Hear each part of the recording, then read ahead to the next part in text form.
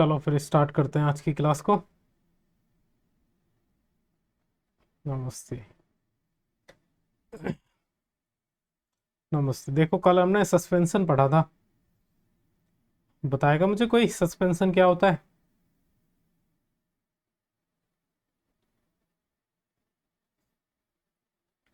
जिसमें पार्टिकल्स,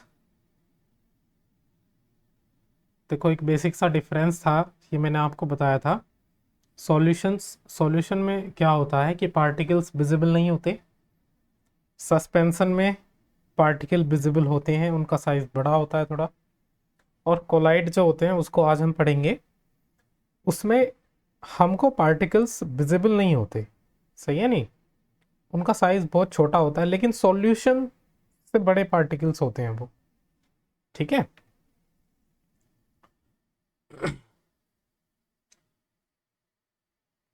और ये तीनों के तीनों ही किसके पार्ट हैं? मिक्सचर के पार्ट हैं। सॉल्यूशन होमोजीनियस मिक्सचर का पार्ट होता है,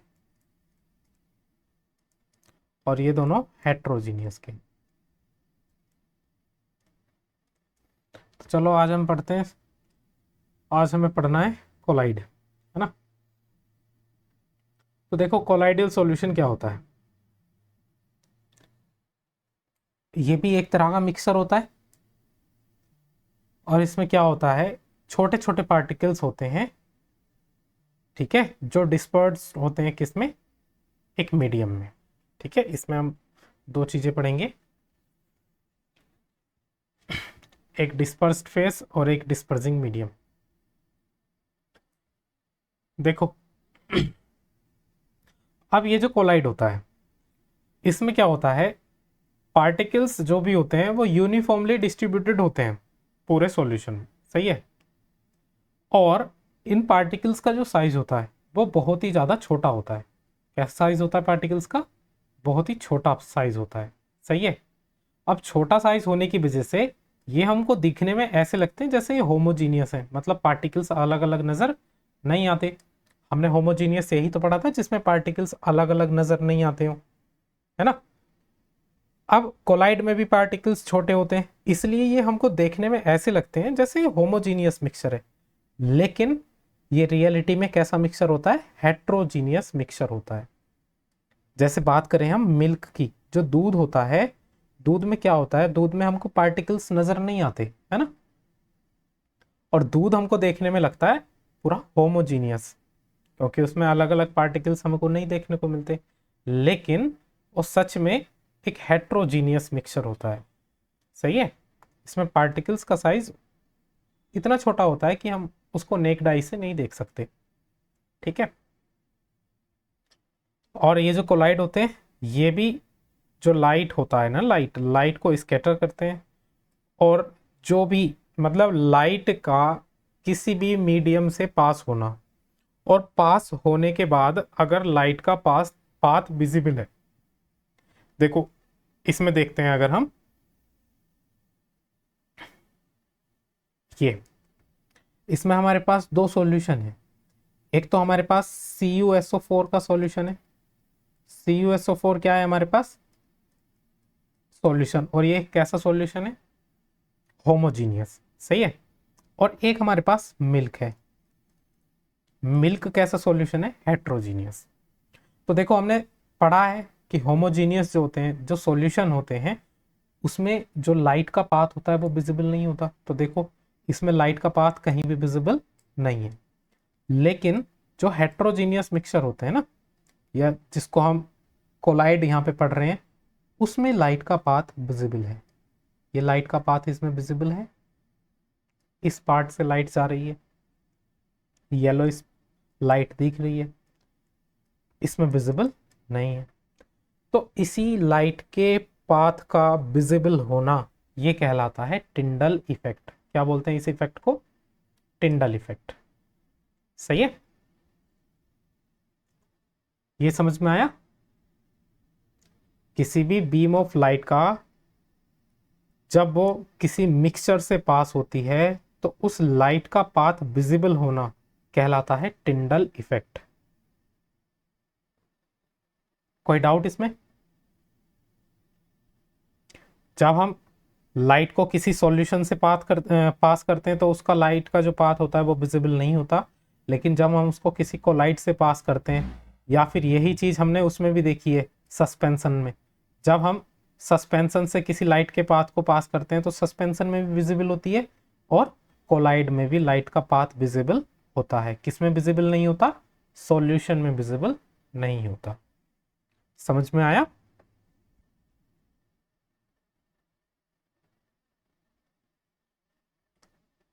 कोलाइडल के और कौन से एग्जाम्पल हैं? देखो कुछ इस तरह के तुमने देखा होगा, जब हम किसी अंधेरे कमरे में गेट को खोलते हैं तो इस तरह से जो लाइट का पाथ होता है वो हमको विजिबल होता है, लाइट की रेज अलग अलग हमको विजिबल हो रही है नहीं हो रही, इसी को बोलते हैं हम टिंडल इफेक्ट। सही है। और जब हम किसी डेंस फॉरेस्ट में जाते हैं ना, तब भी हमको जो सनलाइट होती है वो कुछ इस तरह से उसकी रेज दिखाई देती है हमको, तो इस प्रोसेस को हम क्या बोलते हैं? Tyndall effect. अरे समझ में आया ये टिंडल इफेक्ट क्या होता है?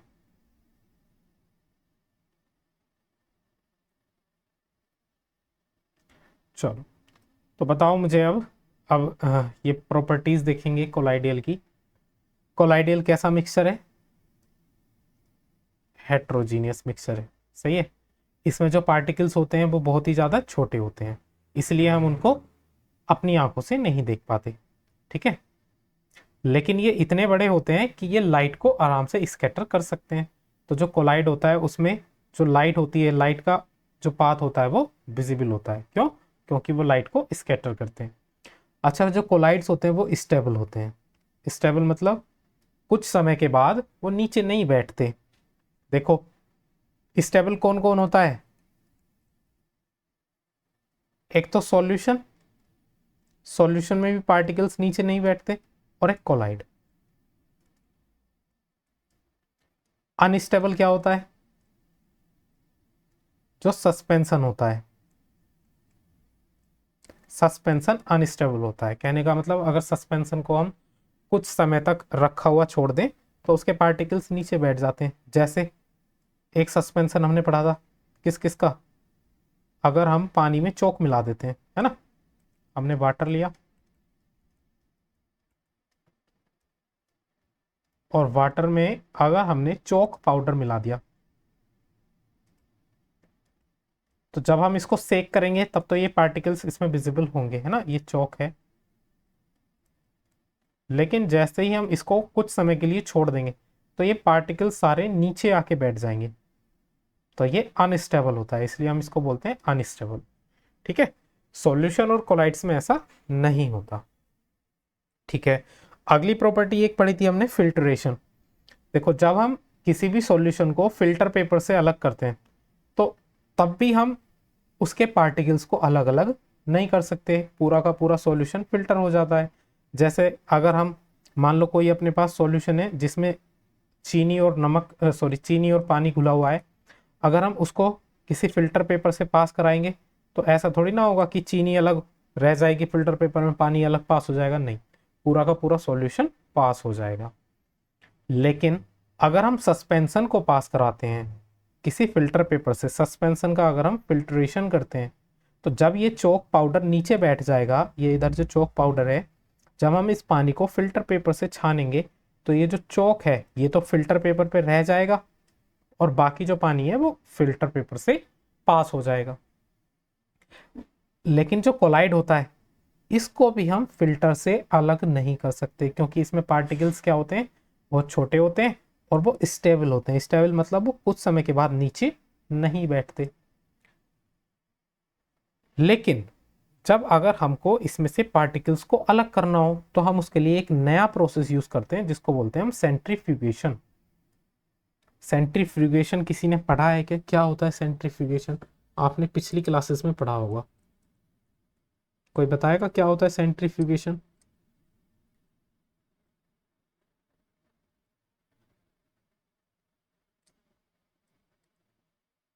बताओ मुझे।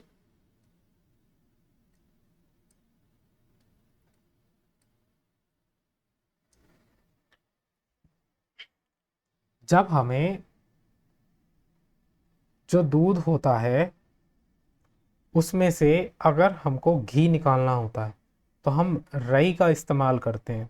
सही है। वो क्या करती है, दूध को घुमाती है, और घुमाने की वजह से क्या होता है कि उसमें से जो क्रीम होती है वो क्रीम तो साइडों में आ जाती है, और बाकी जो पानी बचता है या जिसको मट्ठा बोल देते हैं, मट्ठा बीच में रह जाता है।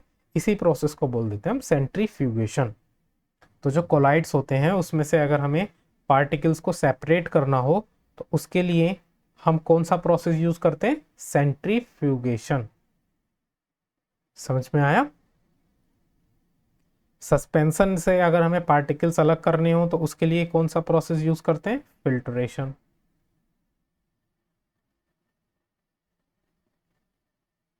चलो अब देखो, ये जो कोलाइड होता है इसमें दो चीजें होती हैं। जैसे सॉल्यूशन होता है ना, सॉल्यूशन में भी हमने दो चीजें पढ़ी थी। सॉल्यूशन में दो चीजें कौन सी पढ़ी थी, एक तो सॉल्यूट और एक सॉल्वेंट। वैसे ही जो कोलाइड होता है उसमें भी दो चीजें होती हैं। एक होती है डिस्पर्स्ड फेस,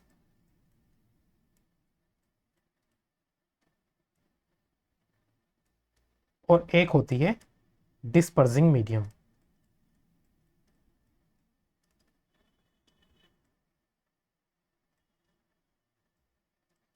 बताओ जरा, सॉल्यूट क्या होता है, सॉल्यूट।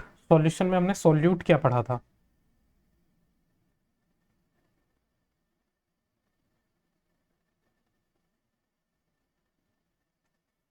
जो डिसॉल्व होता है।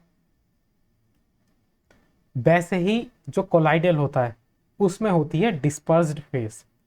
जो फेस डिसॉल्व करी जाती है ना, जो फेस डिसॉल्व करी जाती है उसको बोलते हैं डिस्पर्स्ड फेस। ठीक है। और हमने सॉल्यूशन में सॉल्वेंट क्या पढ़ा था, जिसमें डिसॉल्व करा जाता है। तो वैसे ही कोलाइडियल में जिसमें डिसॉल्व करा जाता है उसको तो बोलते हैं हम डिस्पर्सिंग मीडियम, और जो डिसॉल्व करा जाता है उसको बोलते हैं डिस्पर्स्ड फेस। ये समझ में आए दोनों। हम्म। जैसे ये एक अपने पास कोलाइड है, तो कोलाइड में मान लो ये जो पार्टिकल्स हैं ये डिसॉल्व करे गए हैं, तो ये जो पार्टिकल्स हो जाएंगे, इन पार्टिकल्स को हम क्या बोलेंगे, डिस्पर्स्ड फेस। और ये जो दूसरा पार्ट है इसमें डिसॉल्व करे गए हैं, तो इसको क्या बोलेंगे, डिस्पर्सिंग मीडियम। इसको ऐसे याद रख सकते हो, मीडियम, मीडियम मतलब जिस चीज में हम डिसॉल्व कर रहे हैं। सही है। और फेज मतलब जिस चीज को डिसॉल्व कर रहे हैं। समझ में आया। अब देखो, हमने सॉल्यूशन में टाइप पढ़े थे। हमने सॉल्यूशन में कैसे टाइप पढ़े थे, जैसे हमने पढ़ा था solid in liquid solution. Solid in liquid solution का हमने एक एग्जांपल लिया था। मान लो सॉलिड अगर हमने ले ली सॉल्ट, और लिक्विड हमने ले लिया वाटर। अगर सॉल्ट को वाटर में मिला देते हैं तो वो कौन सा सॉल्यूशन बनता है, सॉलिड इन लिक्विड सॉल्यूशन। समझ में आया। एक ऐसे ही हमने सॉल्यूशन में पढ़ा था tincture of iodine. Tincture of iodine में हम क्या करते थे, आयोडीन को किस में मिलाते थे, अल्कोहल में। आयोडीन क्या है हमारे पास, सॉलिड। अल्कोहल क्या है हमारे पास, लिक्विड। तो ये भी कौन सा सॉल्यूशन होता था, सॉलिड इन लिक्विड सॉल्यूशन। वैसे ही कोलाइडियल के भी बहुत सारे पार्ट होते हैं, और इन पार्ट्स के नाम आपको याद होने चाहिए। जैसे इसमें एक होता है डिस्पर्स्ड फेस और एक होता है डिस्पर्सिंग मीडियम। डिस्पर्स्ड फेस मतलब जो चीज मिलाई जा रही है, और डिस्पर्सिंग मीडियम मतलब जिस चीज में मिलाई जा रही है। पहला एग्जाम्पल लेते हैं, कोई एक लिक्विड चीज, डिस्पर्सिंग फेस है लिक्विड और डिस्पर्सिंग मीडियम है गैस, मतलब किसी लिक्विड को गैस में मिलाया जा रहा है। तो जब हम लिक्विड को गैस में मिलाते हैं तो लिक्विड को गैस में मिलाने पर जो टाइप बनता है उस टाइप को बोलते हैं हम एरोसोल। ये नाम हमको याद होना चाहिए। सही है। किस तरह से याद होना चाहिए कि लिक्विड इन गैस कोलाइडियल को हम क्या बोलते हैं, एरोसोल। और इसके एग्जाम्पल क्या है, फॉग। फॉग देखा है आपने, कोहरा जो आता है, कोहरे में क्या होता है, ज्यादातर तो गैस ही होती है ना, ठीक है। तो गैस हो गई ज्यादातर तो, और बीच बीच में क्या होता है, उसमें कुछ बूंदे होती हैं पानी की। कोहरा जब मुंह पे चिपकता है तो पानी की बूंदे आती हैं, नहीं आती? तो देखो उसमें जो बड़ा वाला मीडियम है, बड़ी वाली मीडियम तो है गैस, और जो छोटे वाले पार्टिकल्स हैं वो है क्या, लिक्विड। तो इसको हम क्या बोलेंगे, इसको बोलेंगे एरोसोल। ये क्या है, कैसा कोलाइड है ये, लिक्विड इन गैस, लिक्विड मिली हुई है गैस में, तो इस कोलाइड को बोलेंगे हम एरोसोल। वैसे ही क्लाउड्स होते हैं, क्लाउड्स में भी पानी की बूंदें होती हैं, तो ये भी क्या है, एक एरोसोल, ठीक है। मिस्ट, मॉइस्चर, ये भी एक एरोसोल है। अच्छा दूसरा पार्ट पढ़ते हैं, जब किसी सॉलिड को गैस में मिलाया जाता है, सॉलिड को जब हम गैस में मिलाते हैं तो इसको भी हम बोलते हैं एरोसोल। इसका भी क्या नाम है, एरोसोल। जब भी हम लिक्विड को गैस में मिलाएंगे तब भी एरोसोल बनेगा, जब हम सॉलिड को गैस में मिलाएंगे तब भी एरोसोल बनेगा। जैसे एक एग्जाम्पल होता है स्मोक, धुआं। जो धुआं होता है उसमें भी ज़्यादातर क्या होते हैं, गैस होती है, और बीच बीच में उसमें कुछ डस्ट पार्टिकल्स होते हैं। तो डस्ट पार्टिकल क्या होते हैं, डस्ट पार्टिकल हमारे होते हैं सॉलिड, और गैस, तो ये कौन सा वो है,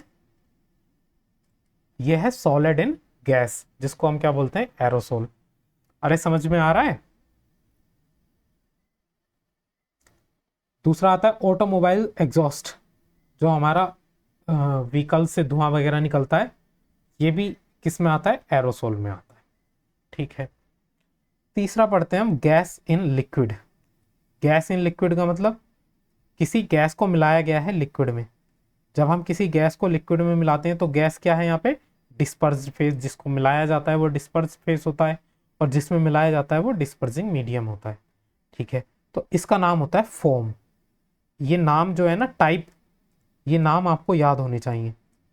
जब गैस को लिक्विड में मिलाया जाता है उसको बोलते हैं हम फोम, और इसका एग्जाम्पल क्या है, सेविंग क्रीम। जो सेविंग क्रीम होती है ना, जब हम सेव करने से पहले एक क्रीम लगाते हैं, उसमें क्या होता है, वो ज़्यादातर लिक्विड होती है लेकिन उसके बीच में गैस पार्टिकल्स होते हैं। जैसे ही हम उस कंटेनर में से, नाई की दुकान पे अगर गए हो तो उस कंटेनर से जैसे ही वो क्रीम निकालता है तो उसमें से गैस निकलती है, और हाथ में वो एक लिक्विड सा आता है वाइट कलर का। तो सेविंग क्रीम किसका एग्जाम्पल हो जाएगी, फोम का। उसको हम फोम ही बोलते हैं वैसे तो, है ना, ठीक है। अगला टाइप लिक्विड इन लिक्विड। जब हम किसी लिक्विड को लिक्विड में मिलाते हैं तो उसको बोलते हैं इमल्सन। ये नाम याद रखना, इमल्सन। जब किसी लिक्विड को लिक्विड में मिलाया जाता है तो उसको बोला जाता है इमल्सन। जैसे मिल्क, मिल्क, मिल्क में क्या होता है, मिल्क में वाटर भी होता है और मिल्क भी होता है, तो ये दोनों के दोनों ही लिक्विड हैं, इसको क्या बोलेंगे, इमल्सन। जो फेस क्रीम होती है, फेस क्रीम में भी बहुत सारे लिक्विड्स होते हैं, तो इसको भी हम क्या बोलते हैं, इमल्सन। समझ में आया? कोई डाउट यहां तक, ये बताओ मुझे।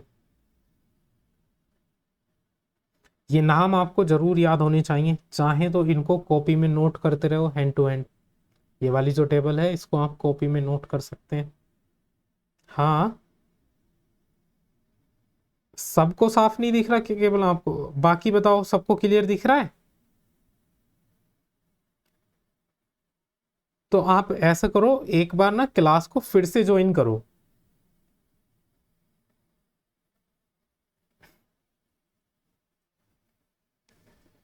ये बताओ इसमें कोई डाउट भाई? ये बहुत मोस्ट इंपोर्टेंट है, ये तुम्हें अब पढ़ा रहे हैं नाइन्थ में, ये आगे चल के 11th में भी बहुत काम आएगा। ये जो नाम है ना, अभी है आगे, अभी तो ये कुछ टाइप है, सारे टाइप्स हैं आगे। पहले ये बताओ, इतना समझ में आया? इसको नोट कर लो, वरना बाद में जब वीडियो देखो उससे नोट कर लेना, सही है। अब आगे के टाइप पढ़ते हैं, सारे टाइप हैं, ठीक है, जितने भी पॉसिबल हो सकते हैं। जब हम किसी सॉलिड को लिक्विड में मिलाते हैं, है ना, जब हम किसी सॉलिड को लिक्विड में मिलाते हैं तो उसको बोलते हैं सॉल। उसका क्या नाम होता है, सॉल। जैसे होता है milk of magnesia, milk of magnesia, या फिर मड। देखो मड से तुम्हें सिंपल तरीके से समझ में आएगा, मड क्या होता है, गारा, है ना। उसमें क्या होता है, हम मिट्टी को पानी में मिलाते हैं, एक होती है हमारे पास सैंड और एक होता है हमारे पास वाटर। जब हम इन दोनों को मिला देते हैं तो बनता है हमारे पास मड, है ना। तो सैंड क्या है हमारे पास, सॉलिड, और वाटर क्या है हमारे पास, लिक्विड। तो ये जो मड है ये किस चीज का टाइप है, कैसा टाइप है, सॉल। इसमें लिक्विड, सॉलिड को मिलाया गया है किसमें, लिक्विड में। ठीक है, चलो आगे। जब किसी गैस को सॉलिड में मिलाया जाता है, गैस को सॉलिड में मिलाया जाता है तो उसको भी बोलते हैं हम फोम। फोम बताओ और किसको बोलते हैं, पीछे भी पढ़ा है मैंने, फोम और किसको बोलते हैं।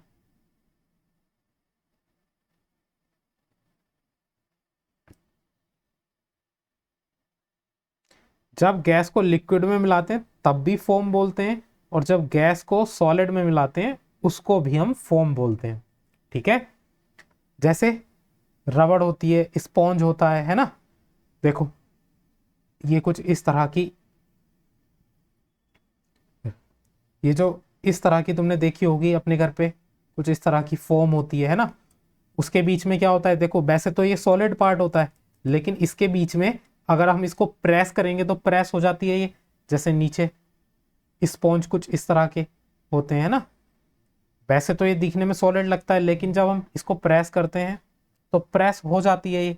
क्यों प्रेस हो जाती है, क्योंकि इसके अंदर होती है एयर। तो एयर क्या है, गैस, और वैसे क्या है ये, सॉलिड। तो गैस को हम किस में मिला रहे हैं, सॉलिड में, इसलिए हम क्या बोलेंगे इसको, फोम। समझ में आया। चलो आगे। जब किसी लिक्विड को हम सॉलिड में मिलाते हैं, जब किसी लिक्विड को हम सॉलिड में मिलाते हैं तो उसको बोलते हैं हम जेल। उसका नाम होता है जेल। जैसे जेली, चीज, बटर। क्या होता है, देखो बटर आपने देखा होगा, बटर, बटर में क्या होता है, एक तो बटर ही होता है ना, और एक उसमें होता है वाटर। तो वाटर तो क्या है, सॉलिड पार्ट, और वाटर क्या है, लिक्विड पार्ट। जब हम किसी लिक्विड को सॉलिड में मिला रहे हैं तो उसको बोलते हैं जेल। ठीक है, जब हम किसी सॉलिड को सॉलिड में मिलाएंगे तो उसको बोलते हैं सॉलिड सोल। सही है। जैसे मिल्की गिलास, जो गिलास होता है ना, ये इस तरह का जो गिलास होता है ये, तो इसको सॉलिड इन सॉलिड।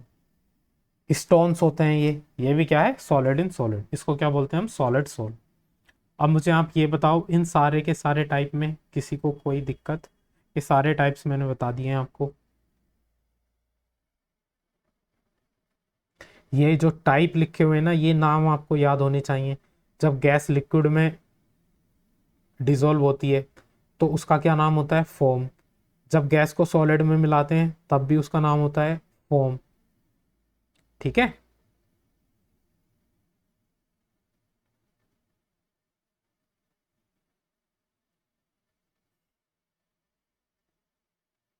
आगे बढ़ें। ये कोलाइड के टाइप्स थे। ठीक, चलो आगे बढ़ते हैं। अब आगे आता है फिजिकल एंड केमिकल चेंजेस। मुझे बताओ कि फिजिकल चेंजेस क्या होते हैं और केमिकल चेंजेस क्या होते हैं।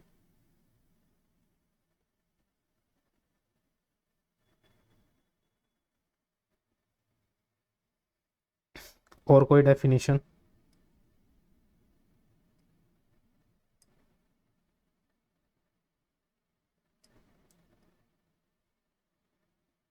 देखो सिंपल वे में, जो चेंजेस रिवर्सिबल होते हैं, जिनमें केवल फिजिकल स्टेट चेंज होती है, उन चेंज को बोलते हैं हम फिजिकल चेंज। जैसे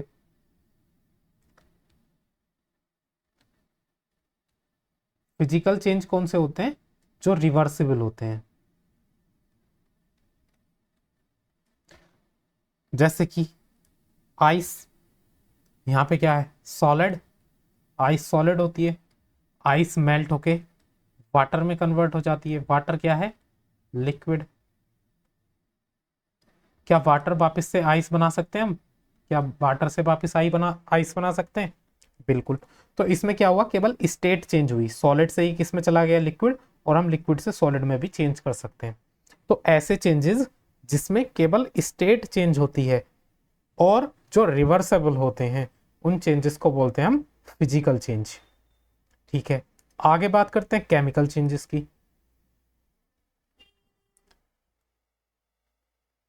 फिजिकल चेंज में एक बात और ध्यान रखना, इसमें प्रॉपर्टीज चेंज नहीं होती। जो पार्टिकल होते हैं उनकी फिजिकल प्रॉपर्टीज चेंज नहीं होती और केमिकल प्रॉपर्टीज भी चेंज नहीं होती। जो प्रॉपर्टी आइस की होती है वही वाटर की होगी। केमिकल चेंजेस क्या होते हैं? केमिकल चेंजेस हम उनको बोलते हैं जो इरिवर्सिबल होते हैं और जिनको हम वापस से उनकी पुरानी स्टेट में नहीं ला सकते। जैसे मिल्क होता है, मिल्क से हम पनीर बना सकते हैं। क्या पनीर से वापस मिल्क बनाया जा सकता है? नहीं। तो इस चेंजेस को क्या बोलेंगे हम? Chemical change. समझ में आया? ये चेंज कैसा है? इरिवर्सिबल है और इन दोनों की केमिकल प्रॉपर्टीज भी चेंज हो जाती हैं। केमिकल चेंज में केमिकल प्रॉपर्टीज भी चेंज हो जाती हैं, फिजिकल स्टेट भी चेंज हो जाती है। जैसे मिल्क क्या होता है? लिक्विड, और पनीर क्या होता है? सॉलिड। ठीक है, मिल्क की प्रॉपर्टीज अलग होती हैं, पनीर की प्रॉपर्टीज अलग होती हैं। तो ये बातें समझ में आई?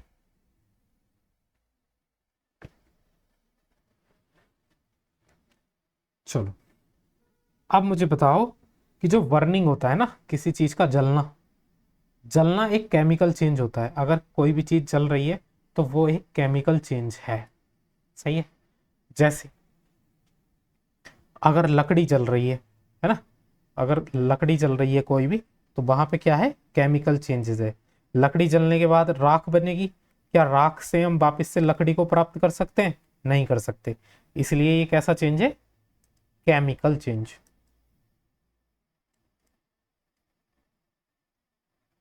समझ में आया?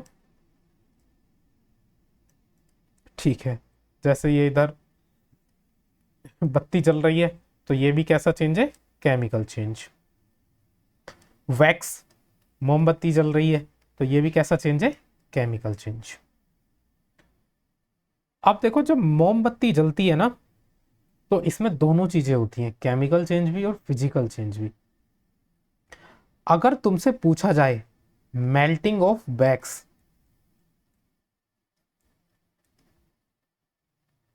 और दूसरा क्वेश्चन पूछा जाएगा बर्निंग ऑफ वैक्स,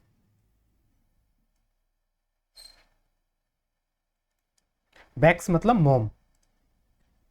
जब वैक्स मेल्ट होता है तो जब जलता है ना, तो देखा होगा तुमने, जब मोमबत्ती जलती है तो मोम खत्म भी होता है लेकिन कुछ मोम पिघल के नीचे भी गिरता रहता है ना?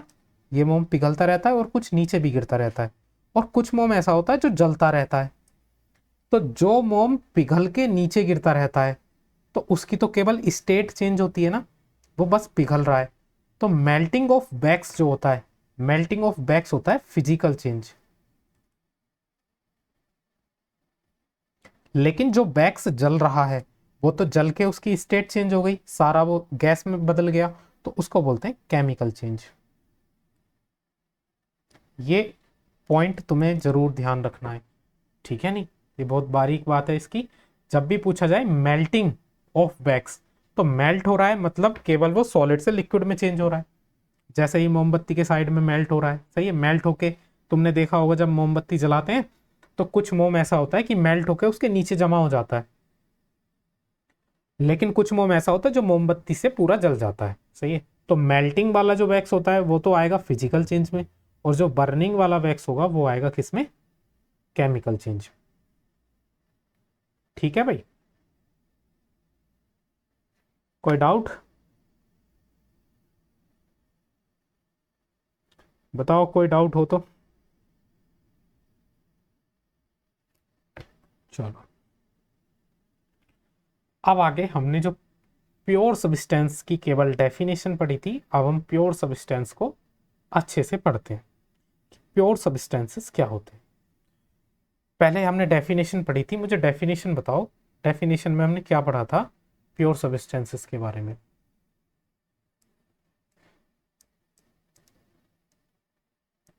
जो सिंगल टाइप के पार्टिकल से बने होते हैं उनको हम प्योर सब्सटेंसेस बोलते हैं। अब ये जो प्योर सब्सटेंसेस होते हैं ये दो तरह से डिवाइड किए गए हैं। सबसे पहला एलिमेंट्स और दूसरा कंपाउंड्स। ठीक है? जो प्योर सब्सटेंस होते हैं उनके दो टाइप्स होते हैं, पहला एलिमेंट, दूसरा कंपाउंड। सबसे पहले पढ़ेंगे हम एलिमेंट्स क्या होते हैं। तो देखो, जो एलिमेंट होता है वो बेसिक फॉर्म होता है मैटर की, जो और छोटे पार्ट में या सिंपलर सब्सटेंसेस में ब्रेक नहीं किया जा सकता, उसको हम बोलते हैं एलिमेंट। जैसे अगर मान लो हमने एक एलिमेंट लिया जिसका नाम है Na। Na हम किसको बोलते हैं? सोडियम को। ये किसका सिंबल है? सोडियम का। सोडियम क्या है? ये है एक एलिमेंट। अगर हम इसको कितने भी पार्ट में ब्रेक कर लें, जितने भी छोटे से छोटे पार्ट में हम इसको ब्रेक करेंगे, सारे के सारे पार्ट्स में Na होगा, क्योंकि वो सारे पार्ट्स किसके हैं? सोडियम के। तो एलिमेंट क्या होता है? किसी भी मैटर का जो सबसे बेसिक फॉर्म होती है उसको हम एलिमेंट बोलते हैं। एक ऐसी फॉर्म जो और सब्सटेंसेस में ना तोड़ी जा सके, ठीक है, उसको हम एलिमेंट बोलते हैं। अब एलिमेंट को भी हमने तीन तरह से कैटेगराइज करा है। कुछ एलिमेंट मेटल होते हैं, कुछ एलिमेंट नॉन मेटल। क्या एटम क्या होते हैं? चलो एटम भी बताते हैं।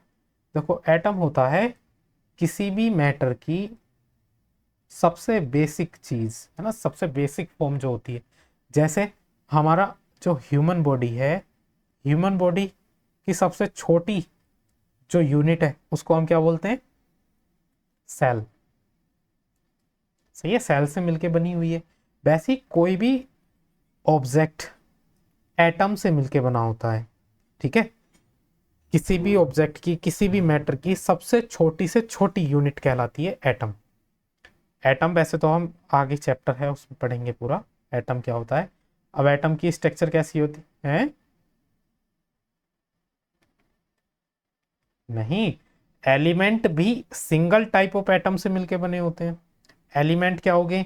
जैसे सोडियम है, तो सोडियम भी बहुत सारे एटम से मिलके बना होगा, इसमें कई लाख एटम होंगे, कई करोड़। सही है ना? तो ये एटम, एटम तो सबसे बेसिक चीज होती है जो जिससे मिलकर कोई भी मैटर बनता है, कोई भी सब्सटेंस बनता है। सही है ना?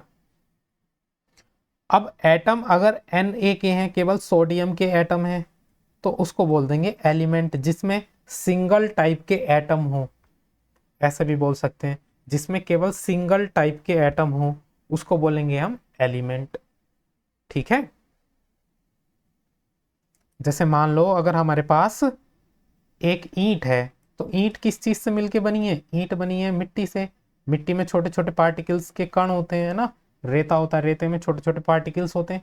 ऐसा लेट कर सकते हैं, वो जो एक छोटा सा पार्टिकल है जो चमकते हैं ना, जब हम रेते को अपने हाथ में उठाते हैं और नीचे गिरते हैं तो छोटे छोटे पार्टिकल्स उसमें दिखते हैं। तो ऐसा सपोज कर लो कि वो जो एक पार्टिकल है वो एक एटम को दिखा रहा है। अब चाहे हम एक कट्टा रेत ले लें, दो कट्टे रेत ले लें, वो उसमें रहेंगे तो सब एटम्स रेत के ही। वैसे ही एटम्स जो होता है वो जो सबसे छोटी से छोटी यूनिट है वो होती है। अगर हम सोडियम को लें तो सोडियम में सारे के सारे जो एटम होंगे वो सोडियम के ही होंगे। ठीक है। एटम चैप्टर है अपना, पूरा चैप्टर पढ़ेंगे। तो अभी के लिए बताओ, क्या ये समझ में आया मेटल्स क्या होती हैं? सॉरी, एलिमेंट्स क्या होते हैं? एलिमेंट्स मैटर की एक बेसिक फॉर्म होती है जो और सिंपलर सब्सटेंसेस में नहीं तोड़ी जा सकती है। समझ में आया? एटम को हमने तीन तरह से डिवाइड किया है। पहला मेटल, सॉरी एटम नहीं, एलिमेंट्स को, पहला मेटल, दूसरा नॉन मेटल और तीसरा मेटलॉइड्स। अब हम इन तीनों को बारी बारी से पढ़ते हैं। क्या होती है मेटल, क्या होती है नॉन मेटल और क्या होते हैं मेटलॉइड्स। देखो मेटल क्या होती हैं। आपने पीरियोडिक टेबल देखी है? केमिस्ट्री में पीरियोडिक टेबल, केमिस्ट्री में एक पीरियोडिक टेबल होती है जिसमें जो हमारे पास एलिमेंट्स हैं वो सारे गिवन होते हैं, जितने भी हमारे पास नॉन एलिमेंट हैं। ठीक है। उसको हमने एक वे में अरेंज किया हुआ है जिसको हम वन बाय वन पढ़ते हैं। चलो वो तो आगे पढ़ेंगे हम। सबसे पहले देखते हैं इसमें मेटल। मेटल क्या होती है, मेटल हम किन को बोलते हैं? देखो मेटल के पास होता है लश्चर। लश्चर मतलब साइन। जैसे अगर कॉपर मेटल की बात करी जाए तो देखो वो चमकदार होती है, नहीं चमकती है, कॉपर वायर जो होता है चमकता है। वैसे ही जो गोल्ड होता है वो भी चमकता है, सही है। तो जो मेटल्स होती हैं उनके पास होता है लश्चर, वो चमकदार होती हैं, सही है। इसको छोड़ दो अभी दूसरे वाले पॉइंट को, क्योंकि इनका कलर अलग अलग हो सकता है, सही है। सिल्वरी ग्रे और गोल्डन येलो कलर, इनसे अलग भी कलर की होती हैं। तीसरा पॉइंट देखो, जो मेटल्स होती हैं वो कंडक्ट करती हैं हीट और इलेक्ट्रिसिटी। मतलब जो मेटल्स होती हैं उसमें हीट भी कंडक्ट हो सकती है, हीट भी फ्लो हो सकती है, और उसमें इलेक्ट्रिसिटी भी फ्लो हो सकती है। तो पहली प्रॉपर्टी ये याद रखोगे मेटल की, कि मेटल के पास क्या होता है, लश्चर, चमक होती है उनके अंदर। दूसरी प्रॉपर्टी, उनसे हीट और इलेक्ट्रिसिटी दोनों कंडक्ट हो सकती हैं। तीसरी प्रॉपर्टी, मेटल डक्टाइल होती हैं, डक्टिलिटी। अब ये पूछा जाता है व्हाट इज डक्टिलिटी। डक्टाइल का मतलब होता है अगर किसी भी चीज को हम थिन वायर्स में कन्वर्ट कर सकते हैं तो उस प्रोसेस को बोलते हैं डक्टिलिटी। तो जो मेटल्स होते हैं, मेटल्स के छोटे छोटे वायर्स बनाए जाते हैं, नहीं मतलब मेटल को हम वायर में कन्वर्ट कर सकते हैं, और इस प्रॉपर्टी को बोलते हैं डक्टिलिटी। तो इसलिए जो मेटल्स होती हैं वो डक्टाइल होती हैं। समझ में आया? अगली प्रॉपर्टी आती है मेलेबल। पूछा जाएगा व्हाट इज मेलेबिलिटी। मेलेबल होता है किसी भी चीज को अगर हम सीट्स में कन्वर्ट कर पा रहे हैं, सीट्स में कन्वर्ट। जैसे टीन होती है ना, टीन, तो टीन एक सीट है, चादर है ना। तो इसी प्रॉपर्टी को बोलते हैं मेलेबिलिटी। अगर हम किसी भी चीज को ठोक ठोक के, हैमर से ठोक ठोक के अगर उसको सीट में कन्वर्ट कर पा रहे हैं, सीट बना पा रहे हैं, तो उसको बोलते हैं मेलेबिलिटी। अगर हम उसको वायर्स में बना पा रहे हैं, छोटे छोटे तार अगर उसके बना ले रहे हैं, तो उसको बोलते हैं डक्टिलिटी। ये दोनों चीजें ध्यान रखना, डक्टिलिटी और मेलेबिलिटी। तो मेटल्स दोनों होती हैं, डक्टाइल भी होती हैं और मेलेबल भी होती हैं। मतलब मेटल के हम वायर भी बना सकते हैं और मेटल के सीट्स भी हम बना सकते हैं, ठीक है। अगली प्रॉपर्टी होती है सोनोरस। सोनोरस मतलब क्या होता है, जो चीज किसी चीज से टकराने पर आवाज करती हो, सही है, उसको बोलते हैं सोरोनस, सोनोरस। तो मेटल जो होती हैं वो सोनोरस होती हैं। मतलब देखो मेटल के ही हम घंटी यूज करते हैं, जो घंटी होती है, जो स्कूल में वेल होती है वो भी मेटल की बनी होती है, आयरन की बनी होती है, सही है। जब हम उस पर हिट करते हैं तो हिट करने पर वो आवाज प्रोड्यूस करती है। तो मेटल्स की आपको ये प्रॉपर्टीज याद रखनी है। सबसे पहली प्रॉपर्टी, मेटल के पास क्या होता है,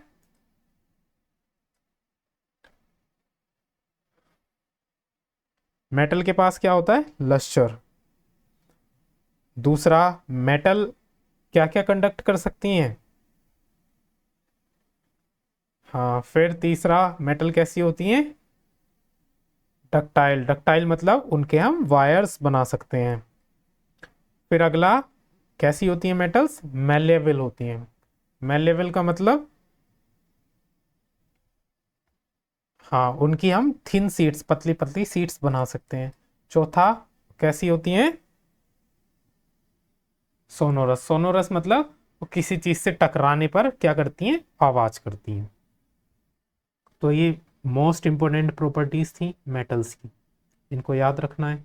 अब कुछ एग्जाम्पल मेटल कौन कौन से, देखो मेटल में क्या आता है, गोल्ड एक मेटल है, सिल्वर एक मेटल है, कॉपर एक मेटल है, आयरन एक मेटल है, सोडियम एक मेटल है, पोटेशियम मेटल है, मरकरी। अब देखो मरकरी एक ऐसा मेटल है, इसको मोस्ट इंपोर्टेंट करके लिखना, मरकरी एक ऐसा मेटल है जो लिक्विड फॉर्म में पाया जाता है, सही है, रूम टेम्परेचर पर।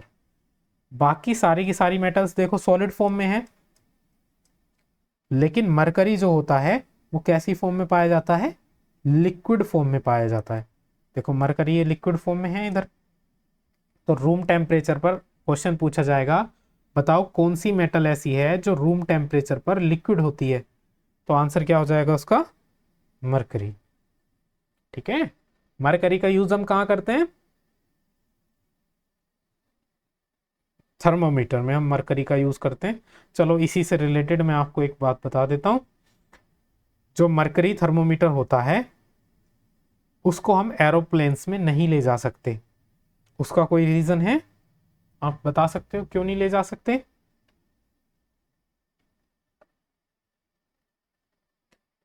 क्योंकि मरकरी जब जब एल्यूमिनियम के कांटेक्ट में आता है, सही है, मरकरी जब जब एल्यूमिनियम के कांटेक्ट में आता है तो वो उस एल्यूमिनियम को नष्ट कर देता है, खराब कर देता है, सही है नहीं, मतलब पूरी तरह से गला देता है वो उस एल्यूमिनियम को।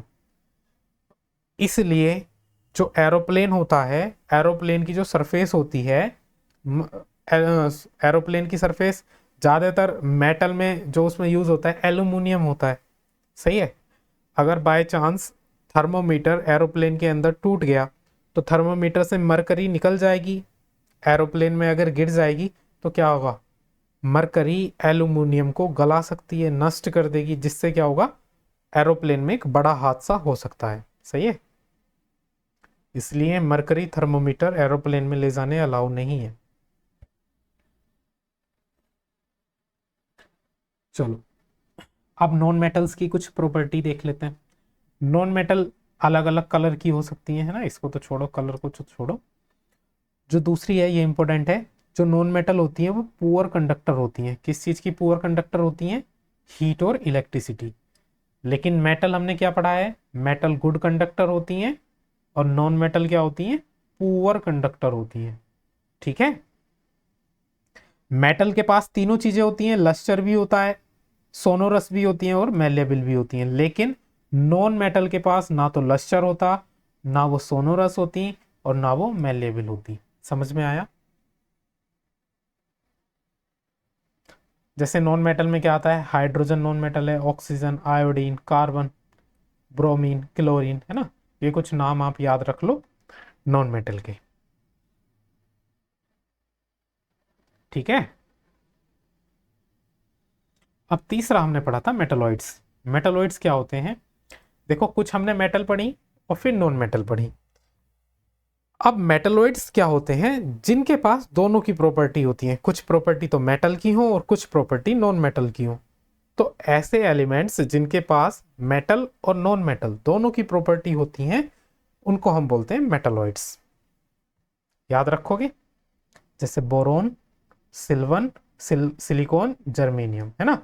बाकी गैलियम और सीजियम।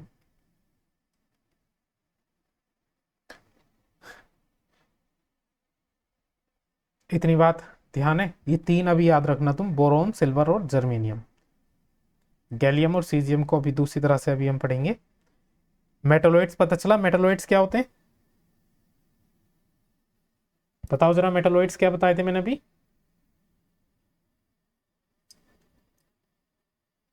हाँ, जिनके elements which have both properties of metal and non metal, सही है, आर कॉल्ड मेटलॉइड्स। मेटलॉइड्स के नाम भी याद रखना, बोरोन, सिलिकॉन, जर्मेनियम, ठीक है। ये कुछ नाम आपको याद रखने हैं। अब देखो कुछ और बातें।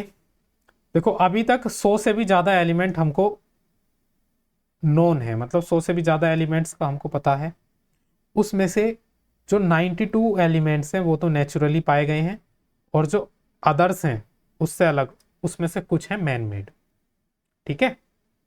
कुछ मैन मेड है, 92 नेचुरल है, जिसमें से हाँ 118 पीरियोडिक टेबल में हम 118 अभी तक पढ़ रहे हैं।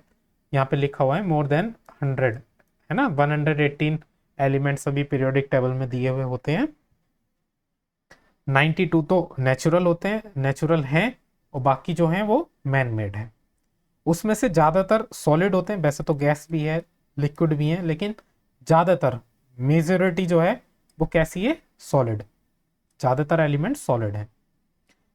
11 एलिमेंट्स गैसियस स्टेट में पाए जाते हैं, ठीक है। 2 एलिमेंट लिक्विड स्टेट में पाए जाते हैं रूम टेम्परेचर पर, जिसमें से एक है मरकरी और दूसरा है ब्रोमाइन, ठीक है। इतनी बात समझ में आई? जो 2 एलिमेंट होते हैं वो लिक्विड होते हैं रूम टेम्परेचर पर, कौन कौन सा, मरकरी और ब्रोमाइन। समझ में आया? अब ये 2 एलिमेंट हो रहे हैं गैलियम और सीजियम, ये 2 एलिमेंट, इनके नाम याद रखना। ये भी लिक्विड हो जाते हैं जैसे ही हम टेम्परेचर थोड़ा सा ज़्यादा करते हैं रूम टेम्परेचर से, रूम टेम्परेचर से टेम्परेचर जैसे ही हम थोड़ा सा ज़्यादा करेंगे वैसे ही क्या हो जाएंगे, ये लिक्विड में चेंज हो जाएंगे। ठीक है, और कितने टेम्परेचर पर? 303 केल्विन, इतने टेम्परेचर पर। इसको डिग्री सेल्सियस में अगर हम चेंज करेंगे तो कितना होगा बताओ ज़रा।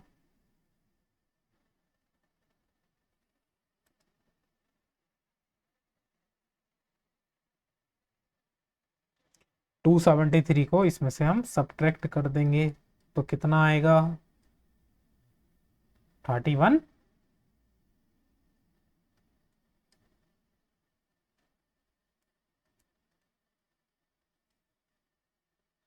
30 डिग्री सेल्सियस रूम टेम्परेचर जो होता है। रूम टेम्परेचर बताना जरा, रूम टेम्परेचर हम कितना कंसीडर करते हैं? रूम टेम्परेचर हम कंसीडर करते हैं 25 डिग्री सेल्सियस को। 25 से 27 के बीच में जो टेम्परेचर होता है उसको हम रूम टेम्परेचर बोलते हैं। तो जैसे ही 25 से 30 डिग्री सेल्सियस टेम्परेचर होता है वैसे ही क्या होता है, ये जो गैलियम और सीजियम है ये लिक्विड में चेंज हो जाते हैं। ठीक है, और जो रूम टेम्परेचर पर लिक्विड रहते हैं वो कौन कौन से हैं? मरकरी और ब्रोमाइन। तो याद रखोगे इनको। टोटल कितने एलिमेंट्स हैं जो गैसियस फॉर्म में पाए जाते हैं? 11। जो लिक्विड फॉर्म में पाए जाते हैं वो कितने हैं? 2। कौन कौन से? मरकरी और ब्रोमाइन। और जैसे ही रूम टेम्परेचर से टेम्परेचर थोड़ा ज़्यादा करते हैं तब 2 एलिमेंट और लिक्विड फॉर्म में आ जाते हैं। वो कौन सा होते हैं? गैलियम और सीजियम।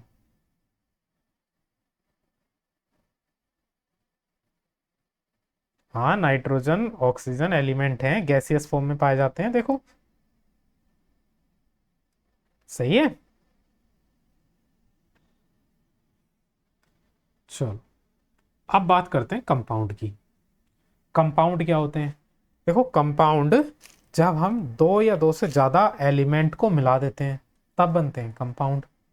सही है, और इनकी केमिकल प्रॉपर्टी पूरी तरह से चेंज हो जाती है जैसे ही हम 2 एलिमेंट्स को मिलाते हैं। मान लो हमने हाइड्रोजन को मिलाया और ऑक्सीजन को मिलाया। हाइड्रोजन क्या है? हाइड्रोजन हाइड्रोजन एक ऐसा एलिमेंट है जो फ्लेमेबल है। मतलब हाइड्रोजन में बहुत आसानी से आग लग जाती है। ऑक्सीजन क्या करता है? ऑक्सीजन हेल्प करता है क्या करने में? जलाने में।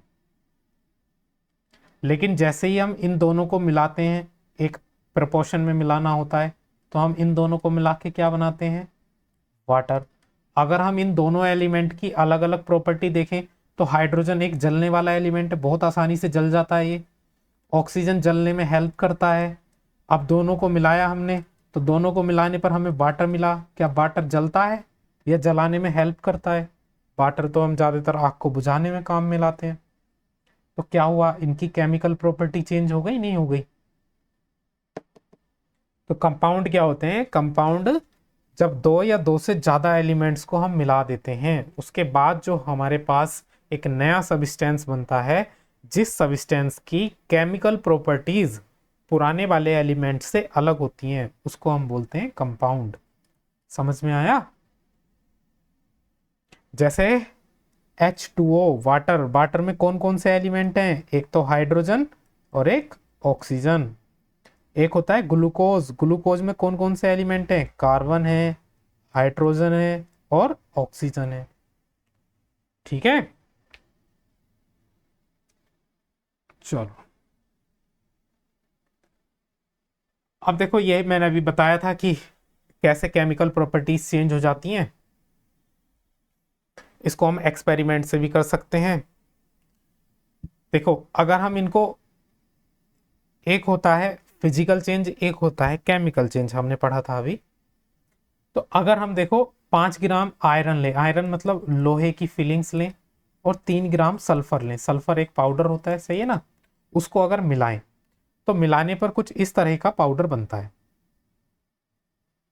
सही है, आयरन फिलिंग उसमें अलग अलग होंगी, काली काली जो दिख रही हैं, और जो येलो येलो सा दिख रहा है वो है उसमें सल्फर, और जो ब्लैक ब्लैक है वो है उसमें आयरन। अब देखो अभी तक हमने केवल इनको मिलाया है, सही है, केमिकल रिएक्शन इनमें नहीं कराई। तो ऐसा करने पर अगर हम क्या करें, मैग्नेट इसके पास लेके जाएं, तो मैग्नेट पे क्या होता है, आयरन अट्रैक्ट होता है मैग्नेट पर। तो देखो जैसे ही हम इसको मैग्नेट के पास लेकर के जाएंगे, तो मैग्नेट के पास लेकर के जाने पर ये ब्लैक वाला पोर्शन मैग्नेट की तरफ को अट्रैक्ट होगा। ब्लैक वाला पोर्शन किस चीज का था, आयरन का। तो अभी तक जब तक इनकी केमिकल प्रॉपर्टीज चेंज नहीं हुई है तब तक तो ये अलग अलग है। कहने का मतलब ये अभी क्या है, फिजिकल चेंज है इसका। लेकिन जैसे ही हमने इस पाउडर को गर्म कर दिया, हम जैसे ही इस पाउडर को गर्म करते हैं, तो गर्म करने पर क्या होता है, एक नया चीज बनती है। जब हम आयरन और सल्फर को मिला के उसको गर्म कर देते हैं तो बनता है एक आयरन सल्फाइड।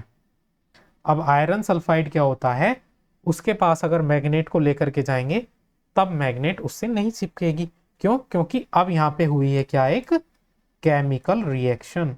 और केमिकल रिएक्शन होने की वजह से क्या हुआ, इनकी केमिकल प्रॉपर्टीज चेंज हो गई।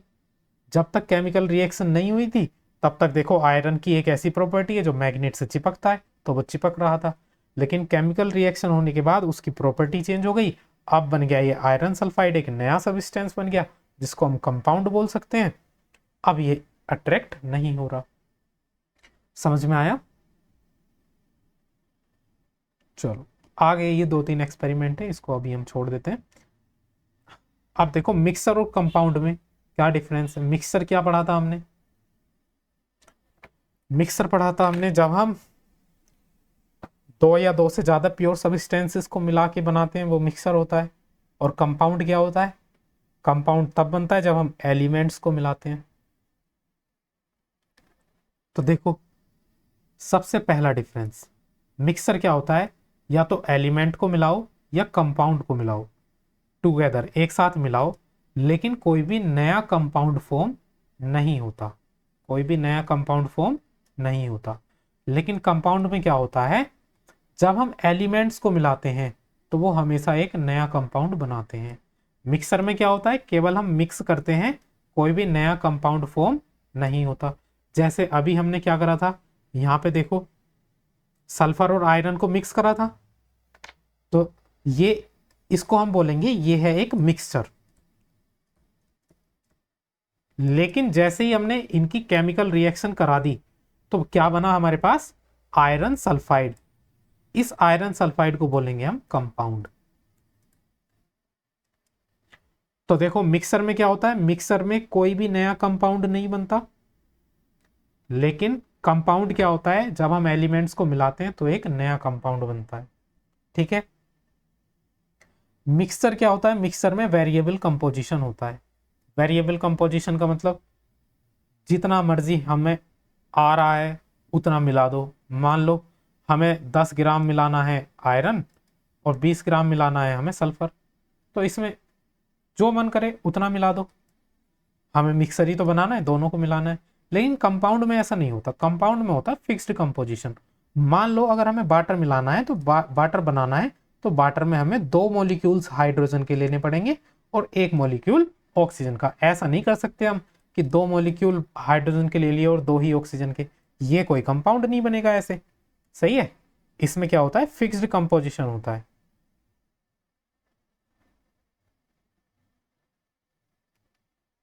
हाँ फिर वो मिक्सर कहलाएगा। मतलब अगर कोई भी नया कंपाउंड नहीं बन रहा है तो वो मिक्सर कहलाएगा, अगर नया कंपाउंड बन रहा है तो वो कंपाउंड ही कहलाएगा। समझ में आया? अब देखो मिक्सर में एक डिफरेंस क्या है, shows the property of constituent substances. जो जो सब्सटेंसेस बनाए गए हैं, मतलब जिस जिस सब्सटेंसेस से मिलके मिक्सर बनाया गया है उन सब की प्रॉपर्टीज वो रखेगा। जैसे अभी हमने एक मिक्सर बनाया था, किसका, आयरन का और सल्फर का। तो देखो आयरन के पास मैग्नेट को अट्रैक्ट करने की पावर होती है, तो जब तक ये मिक्सर था तब तक ये मैग्नेट की तरफ को अट्रैक्ट हो रहा था। लेकिन जो कंपाउंड होते हैं, कंपाउंड में क्या होता है, जिस जिस एलिमेंट से वो मिलके बने हैं उनकी प्रॉपर्टीज फिर वो नहीं रखते। देखो आयरन सल्फाइड में भी तो आयरन है, जब इनकी केमिकल रिएक्शन होगी तो आयरन सल्फाइड बना, इसमें भी तो आयरन है, लेकिन अब ये आयरन की मैग्नेट की तरफ अट्रैक्ट नहीं हो रहा। इसका मतलब इन्होंने अपनी जो प्रॉपर्टी थी पुरानी वाली वो खो दी। तो जो कंपाउंड होते हैं, कंपाउंड में जो न्यू सब्सटेंसेस बनते हैं वो टोटली डिफरेंट प्रॉपर्टीज के होते हैं। जैसे हम हाइड्रोजन और ऑक्सीजन को मिला के वाटर बनाते हैं, यहाँ पे पानी जब बन गया तो पानी की प्रॉपर्टी हाइड्रोजन और ऑक्सीजन से बिल्कुल अलग है। हाइड्रोजन की प्रॉपर्टी कैसी होती है? हाइड्रोजन एक बहुत फ्लेमेबल होता है, ऑक्सीजन आग को जलाने में हेल्प करता है। लेकिन जब इन दोनों को मिला के हमने पानी बना दिया, पानी बनाने पर उसकी प्रॉपर्टी पूरी तरह से अलग हो गई। अरे समझ आ रहा है नहीं, ये बताओ मुझे।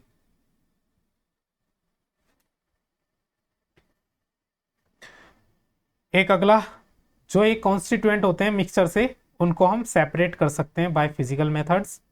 मान लो अगर हमने ये बना दिया है यहाँ पे आयरन और सल्फर का मिक्सर, तो हम इसको अलग कर सकते हैं, इनमें से आयरन अलग कर सकते हैं, सल्फर अलग कर सकते हैं। कैसे? मैग्नेट को पास में ले आओ, जो अट्रैक्ट हो जाएगा मैग्नेट से वो आयरन अलग निकाल लो, बाकी जो बचा वो सल्फर। ठीक है। लेकिन जो कंपाउंड होते हैं उसमें से हम the constituent can be separated only by chemical और इलेक्ट्रोकेमिकल रिएक्शंस।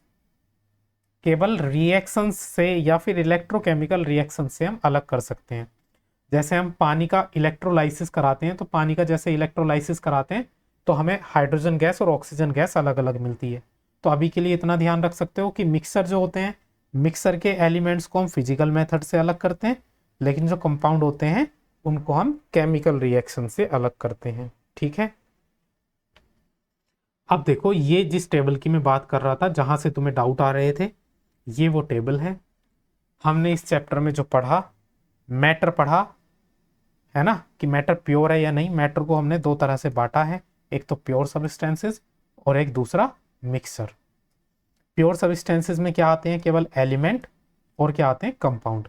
और मिक्सर, मिक्सर दो तरह के होते हैं, होमोजीनियस और हेट्रोजीनियस। होमोजीनियस मिक्सर के अंदर क्या आता है? सॉल्यूशन। सॉल्यूशन एक होमोजीनियस मिक्सर है। और हेट्रोजीनियस मिक्सर के अंदर क्या आता है? सस्पेंशन और कोलाइड।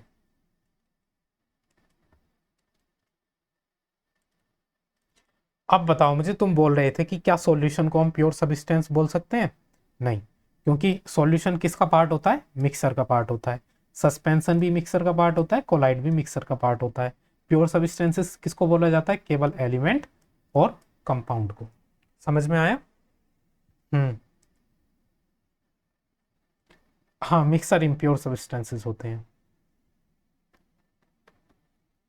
ठीक है। अब बताओ कोई भी डाउट इस चैप्टर में? इसीलिए मैं तुमसे शुरू में बोल रहा था अभी लास्ट तक रुक जाओ। ये पूरा चैप्टर हो गया है कंप्लीट। कोई भी डाउट हो तो मुझे बताओ इसमें ज़रा।